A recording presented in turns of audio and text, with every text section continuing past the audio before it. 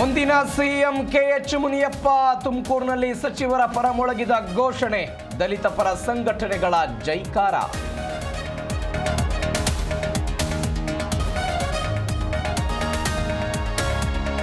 Metro ಪ್ರಯಾಣ ದರ ಏರಿಕೆ, ರಾಜ್ಯ ಸರ್ಕಾರದ ವಿರುದ್ಧ ಗುಡುಗಿದ ಎಚ್ಡಿಕೆ, ಕಾಂಗ್ರೆಸ್ಗೆ ಕೇಂದ್ರದ ಮೇಲೆ ಹಾಕುವ ಚಾಳಿ ಅಂತ ಕಿಡಿ.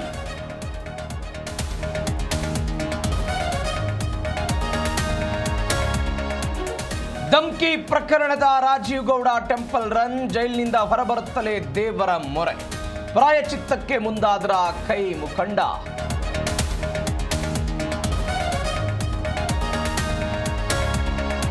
ಪತಿಯ ಸಾವಿನಿಂದ ನೊಂದ ಪತ್ನಿ ಸೂಸೈಡ್, ನೇಣು ಬಿಗಿದುಕೊಂಡು ನೇಣಿಗೆ ಶರಣು, ನೆಲಮಂಗಲದಲ್ಲಿ ಹೃದಯ ವಿದ್ರಾವಕ ಘಟನೆ.